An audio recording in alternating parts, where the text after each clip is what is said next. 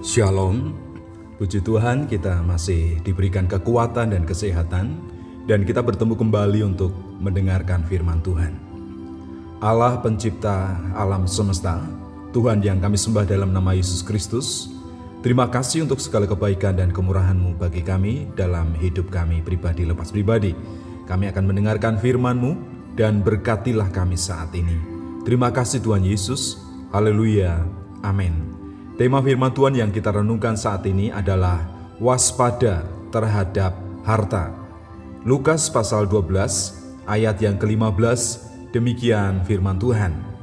Katanya lagi kepada mereka, berjaga-jagalah dan waspadalah terhadap segala ketamakan. Sebab walaupun seorang berlimpah-limpah hartanya, hidupnya tidak tergantung daripada kekayaan itu. Harta dunia menjadi salah satu godaan yang bisa membuat kita jatuh ke dalam perbuatan dosa. Oleh karena itu, sebagai orang percaya, kita harus waspada terhadap ketamakan. Jagalah hatimu terhadap segala keserakahan, karena keinginan dan segala sesuatu dalam hidup kita itu sumbernya dari dalam hati. Melalui mata kita bisa melihat segala kemewahan, keindahan, dan kenikmatan. Tetapi berusahalah untuk mengendalikan hati kita. Dan hiduplah dalam kesederhanaan. Selama makanan, minuman, pakaian, dan tempat tinggal itu sudah cukup kita nikmati, hiduplah sederhana.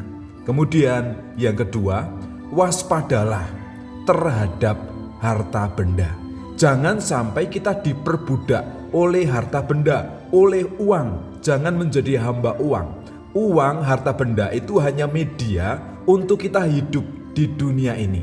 Kalau kita tidak hati-hati, harta bisa membawa dalam celaka. Kita bisa bermusuhan, kita bisa membenci orang lain, kita juga bisa terseret oleh keinginan untuk mendapatkan harta dan melakukan perbuatan dosa, melakukan hal-hal yang tidak berkenan. Jadi memang yang ketiga, kita harus waspada terhadap dosa.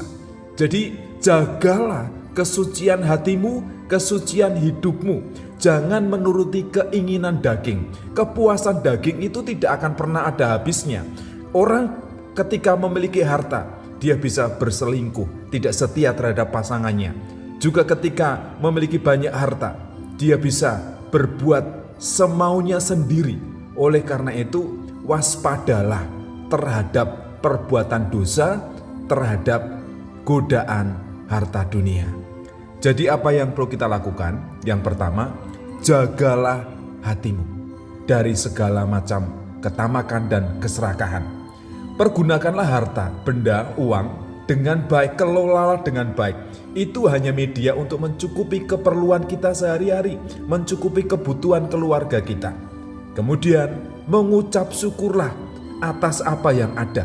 Itu akan memberikan ketenangan di dalam hati kita, akan memberikan damai sejahtera, sehingga kita tidak gelisah, sehingga kita tidak tertekan, tetapi kita menikmati segala sesuatu dengan ucapan syukur, yakin bahwa pemeliharaan Tuhan itu sempurna dalam kehidupan kita.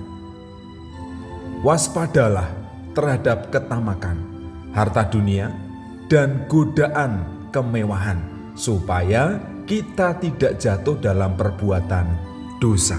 Bapa yang baik, kami bersyukur Engkau mengingatkan kami untuk waspada terhadap segala ketamakan, keserakahan yang muncul dari hati kami. Memang secara manusia seringkali kami ingin mencari kesenangan, mencari kepuasan, mencari kenikmatan. Dan itu seringkali didapatkan melalui harta, sehingga kami menjadi hamba uang, hamba harta. Oleh karena itu Tuhan, kami perlu waspada, kami perlu berjaga-jaga dan perlu berhati-hati supaya kami tidak jatuh ke dalam dosa, supaya kami tidak jatuh dalam perbuatan-perbuatan jahat untuk mendapatkan uang, melakukan hal-hal yang tidak benar. Tolonglah kami, mampukanlah kami melalui kuasa Roh Kudus-Mu, berikan kami hikmat akal budi supaya kami hidup dalam kesucian, hidup dalam kekudusan. Dan kami juga hidup dalam kesederhanaan, mengucap syukur atas apapun yang ada, atas pemberian, berkat dan anugerah Tuhan dalam hidup kami. Karena hidup kami di dunia ini sementara, tidak selamanya kami ada di dunia. Apapun yang kami miliki di dunia ini, pada saatnya nanti akan kami tinggalkan ketika kami kembali kepada Bapa, ketika Engkau memanggil kami kembali ke dalam surga. Oleh karena itu Tuhan, ajarlah kami untuk mengelola harta dengan baik, supaya dengan harta berkat yang kami miliki, justru kami mempermuliakan nama Tuhan. Kami memberkati orang lain, kami menjadi fasilitas, menjadi tangan panjang Allah untuk memberkati dan menolong orang lain. Terima kasih Tuhan untuk kebenaran firman yang telah kami dengar saat ini. Dalam nama Tuhan kami Yesus Kristus, haleluya, amin.